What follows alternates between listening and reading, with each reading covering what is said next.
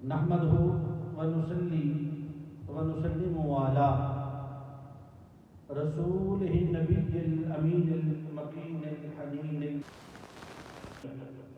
أما بعد فأعوذ بالله من الشيطان الرجيم. بسم الله الرحمن الرحيم. قال الله تبارك وتعالى في القرآن المجيد في شان حبيبه: لقد كان لكم في رسول الله أسوة حسنة. صدق الله مولانا العظيم.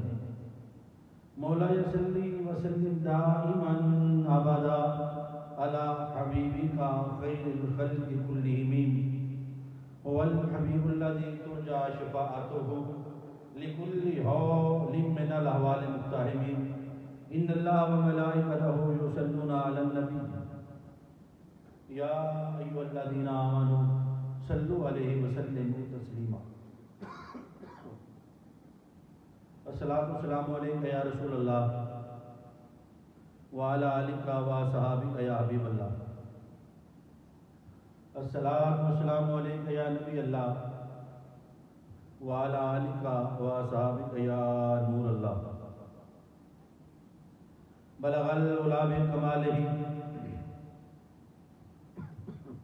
کشف الدجی بجمالہ حسنت جمیع خصالہ. صلو علیہ وآلہ وسلم تسلیما. اللہم صلی علی سیدنا وعلی آل سیدنا و مولانا محمد وبارک وسلم علیہ. انتہائی قابل صد احترام ذی احتشام احباب گرامی قدر وبعد تقریم دوستو، اللہ رب العزت کی توفیق سے ہم مرکز منہاج القرآن انٹرنیشنل جاپان میں واقع جامعہ مسجد منہاج القرآن میں ہونے والے نماز جمعہ کی بابرکت اجتماع میں جمع ہیں. ماہ محرم الحرام پوری آب و تاب کے ساتھ اور اپنی روشنیاں صبر بکھیرتا ہوا اپنے اختتام کو پہنچا اور ماہ سفر کا آغاز ہوا. پاکستان میں اس صدی کا سب سے بڑا سیلاب جس نے پورے پاکستان کے عوام الناس کو ہلاک رکھ دیا. کم و بیش کئی ہزار لوگ ڈوب کے مر گئے، لوگوں کے جانور ختم ہو گئے، گھر بار گر گئے، بے یار و مددگار لوگ بیٹھے ہیں. پریشانی ہے، خوراک کی قلت ہے، پانی کی قلت ہے، خیمے نہیں ہیں، سر ڈھانپنے کو جگہ نہیں ہے. جوان بیٹیاں، مائیں، بہنیں اس انتظار میں بیٹھی ہیں کہ کوئی مسیحا آئے اور ان کی مدد کرے. اور پاکستانی عوام، پاکستان میں موجود NGOs بھرپور کوشش کر رہی ہیں اور عوام کا جذبہ دیدنی ہے. لوگ بڑھ چڑھ کر ان لوگوں کے لیے امداد مہیا کر رہے ہیں جو اس وقت صوبہ سندھ میں، خیبر پختونخوا میں، بلوچستان میں بے یار و مددگار بیٹھے ہیں. کئی جگہ ایسی ہیں جہاں امدادی کاروائیاں جاری ہیں اور کچھ ایسے علاقے بھی ہیں جہاں تک ابھی رسائی نہیں ہو رہی. پانی کی اتنی زیادتی ہے، یہ پانی آہستہ آہستہ اتر رہا ہے. دعا کریں اللہ تعالیٰ ہمارے ملک پاکستان کو اس عذاب سے محفوظ فرمائے. اور یقیناً یہ عذاب کی ایک صورت ہے، یہ ہمارے اعمال کی شامت ہے. اللہ تعالیٰ اپنے بندوں کو ٹھوکے دیتا ہے کہ ابھی بھی وقت ہے، بدل جاؤ، اپنے رب کو پلٹ آؤ. اور یہ بہت بڑا جو عذاب ہے، پریشانی، یقیناً ہمیں رجوع کرنے کا حکم ہے. امت کو چاہیے اجتماعی توبہ کرے، اللہ کی بارگاہ میں معافی مانگے اور اپنے اعمال کو ٹھیک کرے. دیانتداری ہو، انصاف ہو تو پھر اس کی رحمتوں کا بھی نزول ہوتا ہے. میری دعا ہے اللہ تعالیٰ پاکستان کی، اہل پاکستان کی خیر فرمائے. اور یہ جو مشکل وقت ہے اس وقت جہاں سے ہمارا ملک گزر رہا ہے، اللہ تعالیٰ ہمارے ان مسلمان بھائیوں کے لیے آسانیاں پیدا فرمائے. اور اللہ تعالیٰ وہ جو بے یار و مددگار بیٹھے ہیں، اللہ ان کے لیے آسانیاں ہوں، ان کو رزق ملے، برکت ملے. آج کا خطبہ جمعہ میں نے حضور تاجدار کائنات صلی اللہ علیہ وآلہ وسلم کی سیرت کو 3 حصوں میں تقسیم کیا ہے۔ وقت کی قلت کے پیش نظر مختصر وقت ہوتا ہے۔ آقا تاجدار کائنات صلی اللہ علیہ وسلم کی 63 سالہ زندگی کو اگر دیکھا جائے تو آقا علیہ الصلوۃ والسلام کی 63 سالہ زندگی 3 حصوں میں منقسم ہے۔ 40 سال وہ ہیں جو آقا علیہ الصلوۃ والسلام کے اعلان نبوت سے پہلے ہیں، اور 13 سال وہ ہیں مکہ میں جب اللہ کے نبی نے ہر قسم کی مشکل مصیبت آلام کا مقابلہ کیا، اور اس کے بعد 10 سال وہ ہیں جن 10 سالوں میں ریاست مدینہ کی بنیاد رکھی گئی۔ اور حضور علیہ الصلوۃ والسلام کی یہ 63 سالہ زندگی اگر اس کو دیکھا جائے تو حضور علیہ الصلوۃ والسلام کی یہ جو سیرت ہے، جس کو قرآن نے کہا لَقَدْ كَانَ لَكُمْ فِي رَسُولِ اللَّهِ أُسْوَةٌ حَسَنَةٌ، بے شک حضور علیہ الصلوۃ والسلام کی جو سیرت ہے وہ کائنات انسانی کے لیے رہتی دنیا تک کامل نمونہ ہے۔ ان سے بڑی نہ کسی کی سیرت ہو سکتی ہے، نہ کوئی کامل نمونہ ہو سکتا ہے۔ اور پھر فرمایا اِنَّكَ لَعَلَىٰ خُلُقٍ عَظِيمٍ، ہم نے حضور علیہ الصلوۃ والسلام کو اعلیٰ خلق پر پیدا فرمایا، ان جیسا اخلاق بھی کسی کا نہیں۔ حضور علیہ الصلوۃ والسلام کی 63 سالہ زندگی کو اگر دیکھا جائے تو آقا علیہ الصلوۃ والسلام کی یہ 63 سالہ زندگی قوم کی خدمت کرتے ہوئے نظر آتی ہے۔ کبھی حضور علیہ الصلوۃ والسلام یتیموں کو کندھوں پہ اٹھاتے نظر آتے ہیں، کبھی قوم کے جھگڑوں کی صلح کرواتے نظر آتے ہیں، کبھی ایک ایماندار تاجر کے روح میں نظر آتے ہیں، کبھی ایک اچھے شوہر کی روح میں نظر آتے ہیں، کبھی ایک شفقت کرنے والے باپ کی صورت میں نظر آتے ہیں۔ تو حضور علیہ الصلوۃ والسلام کی سیرت میں اگر دیکھا جائے تو آقا علیہ الصلوۃ والسلام کی سیرت کا جو سب سے بڑا پہلو ہے وہ خیر الناس، لوگوں کے ساتھ بھلائی ہے، لوگوں کے ساتھ خیر ہے۔ جب آقا علیہ الصلوۃ والسلام اعلان نبوت سے پہلے جو 40 سالہ دور کو دیکھیں تو حضور علیہ الصلوۃ والسلام غار حرا میں تشریف لے جاتے، دنیا سے کٹ کے وہاں رہتے۔ جب پہلی وحی کا نزول ہوا تو حضور علیہ الصلوۃ والسلام نے گھنٹیوں کی آواز سنی، جبرائیل علیہ السلام تشریف لائے۔ آقا علیہ الصلوۃ والسلام کے لیے کیونکہ یہ پہلا موقع تھا، میرے آقا کانپنے لگے، گھر تشریف لائے، حضرت خدیجہ الکبریٰ رضی اللہ تعالیٰ عنہ کی بارگاہ میں کیا مجھے کمبل دے دو، مجھے کمبل میں چھپا دو۔ میرے آقا کانپ رہے تھے، پوچھا کیا ہوا؟ تو آقا علیہ الصلوۃ والسلام نے نزول وحی کی وہ ساری کیفیت بیان کی۔ تو حضرت خدیجہ الکبریٰ رضی اللہ تعالی عنہا نے فرمایا یا رسول اللہ آقا، آپ ہمیشہ لوگوں کی خیر، لوگوں کی بھلائی کرتے ہیں، لوگوں کو آپ سے نفع ہوتا ہے، آپ کا رب کبھی آپ کو تنہا نہیں چھوڑے گا۔ یہ جو ان کے جملے ہیں یہ بتا رہے ہیں کہ حضور علیہ الصلوۃ والسلام کی جو 40 سالہ زندگی اعلان نبوت سے پہلے گزری وہ بھی لوگوں کے لیے خیر تھی۔ ابھی آقا علیہ الصلوۃ والسلام نے اعلان نبوت نہیں فرمایا تھا، جب حجر اسود کی تنصیب کا معاملہ آیا، قبیلوں میں لڑائی ہو گئی تو حضور علیہ الصلوۃ والسلام ٹھہرو، اس کا فیصلہ یوں کرتے ہیں، ابھی لڑو نہیں، کل صبح جو شخص سب سے پہلے آئے گا وہی اس کی تنصیب کرے گا۔ قبیلوں نے کہا یا رسول اللہ آپ کا فیصلہ منظور ہے۔ اس وقت محمد بن عبداللہ چونکہ اعلان نبوت کیا نہیں تھا، تو آقا علیہ الصلوۃ والسلام سب سے پہلے اگلے دن تشریف لے آئے۔ میرے آقا حجر اسود کو چونکہ کعبہ میں نصب کرنا تھا، میرے آقا سب سے پہلے تشریف لائے، لوگ آئے دیکھتے رہ گئے یہ کیا ہوا؟ میرے مصطفیٰ نے فرمایا یوں کرو، ایک چادر بچھاؤ، اور اس چادر پہ حجر اسود کو رکھا، فرمایا ہر قبیلہ، ہر شخص اس چادر کا ایک ایک کونا پکڑ لے، سب کا حصہ اس میں ڈل جائے، اور سارے قبیلے اس بات پہ خوش ہو گئے اور سب نے مل کر حجر اسود کی تنصیب فرما دی۔ ایک بہت بڑا تو جھگڑا تھا کہ میں کروں گا، میرے مصطفیٰ نے ایسا حل دیا کہ سارے لوگ خوش ہو گئے۔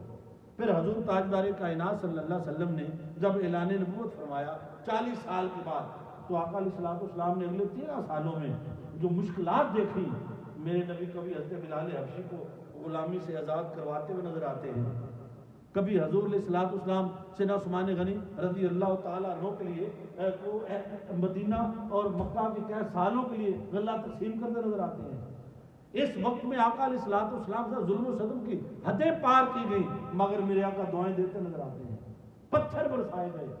حضور علیہ الصلوۃ والسلام طائف میں اتنے طاقتور تھے کہ اللہ کا فرشتہ موجود تھا، یا رسول اللہ حکم دے ان کو طائف کے پتھروں میں پیس کے رکھ لوں۔ میرے نبی نے فرمایا نہیں واپس پلٹ جاؤ وما ارسلناک الا رحمۃ للعالمین، میں تو کائنات کی رحمت بن کے آیا ہوں۔ تو حضور علیہ الصلوۃ والسلام کی یہ جو 13 سالہ زندگی ہے، اور سن لیں ان 53 سالوں میں 53 year the life of prophet Muhammad peace be upon him, ایک نماز بھی نہیں ہے، روزہ نہیں ہے، حج نہیں ہے، شراب بھی ابھی حرام نہیں ہوئی، روزے کا حکم ہی نہیں آیا، نماز فرض ہی نہیں ہوئی۔ ان 53 سالوں میں شریعت نہیں ہے، فقط ایک ہی بات ہے، مصطفیٰ کو دیکھتے جاؤ، بس جو نبی کرے کرتے چلے جاؤ۔ اور پھر حضور علیہ الصلوۃ والسلام یہ جو 53 سال کی میرے آقا کی عمر ہے، 53 سال دین جو آپ لیے بیٹھے ہیں، یہ دین ان 53 سالوں میں تھا ہی نہیں۔ ان 53 سالوں میں فقط انسانیت کی خدمت نظر آتی ہے۔ پھر حضور علیہ الصلوۃ والسلام نے جب بحکم الہی مکہ چھوڑ کے مدینہ ہجرت فرمائی، جب میرے آقا مدینہ تشریف لے گئے، یہاں نماز فرض ہو گئی، شراب حرام ہو گئی، زکوٰۃ کا حکم آ گیا، حج فرض ہو گیا۔ یہ جو 10 سال ہے مدینہ کے، یہ پوری کی پوری شریعت جو آپ اٹھائے پھرتے ہیں، اس کی عمر 10 سال ہے، انسانیت کی خدمت کی عمر 53 سال ہے۔ 53 ایئر میرے نبی نے خدمت کی ہے، 10 سال عبادات سکھائی ہیں لوگوں کو، نماز روزہ حج زکوٰۃ، اس کی عمر 10 سال ہے، اور خدمت کی عمر کتنی ہے؟ 53 برس۔ میرے آقا مدینہ تشریف لے آئے، آقا علیہ الصلوۃ والسلام نے دیکھا کچھ وہ لوگ ہیں کہ جن کے پاس کھانے کا مال ہے، اور کچھ وہ ہیں جو اللہ کے دین کے لیے گھر بار چھوڑ کے آئے ہیں، ان کے پاس بنیادی ضرورت نہیں ہے، کھانا نہیں ہے، معاشی مسئلہ ہے۔ میرے مصطفیٰ نے فرمایا مجھے ڈر ہے کہ بھوک انسان کو کفر تک نہ لے جائے، اور بھوک انسان کو کافر کر دیتی ہے، وہ حرام کمانا شروع کر دیتا ہے، ڈاکہ زنی کرتا ہے، اس کے اندر کا احساس مر جاتا ہے، قتل کرتا ہے، دوسرے کا مال چھینتا ہے اپنے بچوں کے لیے۔ وہ کہتا ہے میرے بچوں کو کسی نے نہیں دیا، میرے ساتھ ناانصافی ہوئی ہے، میرا گھر ڈوب گیا، میرے جانور مر گئے، مجھے کسی نے نہیں پوچھا، اب میں چھینوں گا۔ پھر وہ ڈاکہ زنی کرتا ہے، وہ وقت کا فرعون بن جاتا ہے ناانصافی کی وجہ سے۔ تو میرے مصطفیٰ علیہ الصلوۃ والسلام نے ریاست مدینہ کی جو کہ بنیاد رکھنی تھی، تو میرے نبی نے سب سے پہلا جو مسئلہ تھا وہ تھا معاشی مسئلہ۔ آقا علیہ الصلوۃ والسلام نے، میرے مصطفیٰ نے ایک مہاجر کو کھڑا کیا اور ایک انصار کو کھڑا کیا۔ انصار وہ لوگ تھے جو مدینہ والے تھے، جنہوں نے دعوت دی تھی، اور مہاجر وہ تھے جو چھوڑ کے آئے تھے۔ میرے مصطفیٰ نے ایک ایک کو دوسرے کا بھائی بنا دیا، تم مصر کے بھائی ہو، تم مصر کے بھائی ہو۔ اور انصار نے بھی حد کر دی، کسی کی 2 بیویاں تھیں، ایک کو طلاق دے دی، میرا دوسرا بھائی شادی کر لے، اپنے گھروں میں رکھا۔ تو حضور علیہ الصلوۃ والسلام نے دیکھا کہ کسی بھی قوم کی بنیاد تب تک نہیں بن سکتی جب تک غریب کو روٹی نہ ملے، انصاف ہو، غریب برابر کا حصے دار ہو۔ تو آقا علیہ الصلوۃ والسلام نے یہ جو میرے آقا کی مدنی زندگی ہے، آپ 10 سالہ زندگی اٹھا کے پڑھے، کبھی میرے آقا ایک یتیم بچے کو کندھوں پہ اٹھا کے اپنے گھر سے کپڑے پہنا کے عیدگاہ لا رہے ہیں، کبھی حضور علیہ الصلوۃ والسلام 90 ہزار درہم تقسیم کرتے نظر آتے ہیں، گھر میں فاقہ ہے، گھر میں بھوک ہے، مگر امت کے لیے دعائیں ہیں۔ ایسی سیرت کبھی حضور تاجدار کائنات صلی اللہ علیہ وسلم کسی عورت کا کوڑا مکہ میں سر میں ڈال رہی ہے، میرے آقا دعائیں دے رہے ہیں، کسی کا سامان اٹھا کے خود اسے مکہ سے چھوڑنے جا رہے ہیں۔ حضور نے صلی اللہ علیہ وسلم کی سیرت کا یہ پہلو جب انسان دیکھتا ہے تو پتہ چلتا ہے کہ حقیقت میں ایمان جو میرے مصطفیٰ نے فرمایا المسلم من سالم المسلمون من لسانہ و یدہ، مسلمان ہوتا وہ ہے جس کے ہاتھ اور زبان سے دوسرے مسلمان محفوظ رہے، جس کی زبان کسی کو تکلیف نہ دے، جس کا ہاتھ کسی کو تکلیف نہ دے۔ اور ہم وی آر مسلم، ہماری زبان نہ اپنی ہے نہ ہمارے ہاتھ اپنے ہیں۔ ایویں راہ جانے کسی نے گڈے چھیڑ کے مار جائے کیوں نے نوی کو لے آندی ہے، اندر اتنا حسد ہے، غیبت کے سوا ہماری زبان سے نکلتا ہی کچھ نہیں، جھوٹ کے سوا نکلتا ہی کچھ نہیں، پکڑ ہماری ہے کیونکہ ہم نے نبی کا کلمہ پڑھا ہے، ان کی نہیں ہے، یہ تو کلمہ گو ہی نہیں ہے۔ کہتے وہ بھی جھوٹ بولتے ہیں لیکن اگر غور کریں وہ ہم سے کم بولتے ہیں، برائی ہر جگہ ہے، مگر ہمارے اندر مسلمان ہونے کے ناطے یہ چیزیں نہیں ہونی چاہیے۔ تو اللہ کا عذاب پھر ہر صورت آتا ہے، کبھی وہ کورونا کی صورت میں آتا ہے، کبھی عذاب پانی کی صورت میں آتا ہے۔ یہ پانی کہاں سے اتنا امڑ آیا؟ بارشیں تو ہر دھرتی پہ ہوتی مگر اتنا بڑا نقصان، پورا ملک ہی ختم ہو گیا، گھروں کے گھر ختم ہو گئے، 15 فٹ لہریں اور سب کچھ ختم ہو گیا۔ لوگ بیٹھے ہیں بے یارو مددگار اور تک رہے ہیں کہ ہمارا کوئی مسیحا آئے۔ قوم کے اندر جذبہ ہے، قوم دے رہی ہے، ہر شخص اپنے تئیں کوشش کر رہا ہے کہ جتنا زیادہ ہو سکے ہم ان کی مدد کریں۔ اور میں ایک حدیث پاک سنا کے بات آگے لے کے جاؤں گا، مشکاہ شریف کی حدیث پاک ہے۔ حضور تاجدار کائنات صلی اللہ علیہ وسلم نے ارشاد فرمایا، ایک عورت تھی بنی اسرائیل کی، فاحشہ تھی، جسم بیچتی تھی۔ وہ کہیں اپنا دھندا کر کے واپس آ رہی تھی، رستے میں جنگل سے گزری، اسے پیاس لگی۔ اور یہ واقعہ نہیں ہے، یہ میرے مصطفیٰ کا فرمان ہے، میرے نبی فرما رہے ہیں، میرے آقا اپنے صحابہ کو، اپنے غلاموں کو یہ بات سنا رہے ہیں، بنی اسرائیل کی بات، حضرت موسیٰ علیہ السلام کی قوم کی بات میرے نبی سنا رہے ہیں، اور یہ حدیث پاک ہے، شرح مشکات کے اندر موجود ہے۔ وہ عورت جو جسم بیچتی تھی، جس نے کبھی نماز پڑھی، گناہ گار، جسے بدکار، جو مرضی آپ نام دے دیں معاشرے میں جو دیتے ہیں، وہ آ رہی تھی، اسے رستے میں پیاس لگی، پانی پینے کے لیے کنویں پہ بیٹھی۔ ایک کنواں تھا، اس زمانے میں کنویں ہوتے تھے رستے میں جگہ جگہ، تو وہ جب پانی پینے کے لیے بیٹھی تو کنویں کے اندر وہ بوکا ہوتا ہے، ڈول جو پانی کھینچتا ہے، پلاسٹک کا بوکا ہوتا تھا پرانے زمانے میں، جنہوں نے کنویں دیکھے، ایسے ایک لج ہوتی تھی لمبی سی، اس میں ڈال کے ایسے کھینچتے تھے۔ اس نے دیکھا وہ تھا ہی نہیں، پانی نہیں نکال سکتی تھی۔ ابھی وہ اسی سوچ میں تھی کہ قریب کتے کا چھوٹا بچہ گیلی مٹی چاٹ رہا تھا، اسے پیاس لگ رہی، ساتھ وہ اس کی آوازیں آ رہی تھی، اس کو پیاس لگی۔ اس کے دل میں رحم آیا کہ میں تو پی نہیں سکتی، اسے پلا دوں۔ اس نے کیا کیا، اپنا دوپٹہ پھاڑا، اس کو بنا کے لج بنائی، اپنا جوتا اس کے ساتھ باندھا اور جوتا بھر کے پانی باہر نکال کے اس نے کتے کے بچے کو پلا دیا۔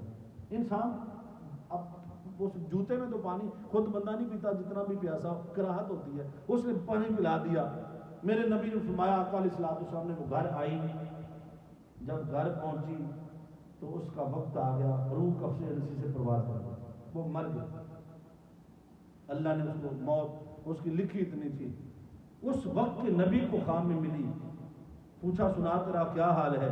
کہتی اللہ نے جنت میں مجھے محل عطا فرمایا، فرشتے میری خدمت پہ ہیں، حوریں میری خدمت پہ ہیں۔ کہا تو بڑی گناہ گار تھی، سیاہ کار تھی، ساری زندگی گناہ کرتی رہی۔ اس نے کہا ہاں، میرے سارے گناہ ایک طرف، میری ساری بدکاریاں ایک طرف، نافرمانیاں ایک طرف، اللہ سے دوری ایک طرف۔ میں آج آ رہی تھی، ایک کتے کا بچہ پیاس سے تڑپ رہا تھا، میرے دل میں رحم آیا، میں نے کتے کے بچے کو پانی پلا دیا۔ میرے مالک کو میری ادا اتنی اچھی لگی، اس نے اس کتے کے بچے کو پانی پلانے کے صدقے میرے سارے گناہ معاف فرما دیے۔ ایک کتے کے بچے کو پانی پلایا، اللہ نے گناہ نہیں دیکھے، بخش دیا۔ رحمت حق بہانہ بھی جویت، اس کی رحمت تو بہانے تلاش کرتی ہے۔ کوئی میرا بندہ ہو میری طرف آئے تو صحیح، میں اس کی جولیاں بھروں۔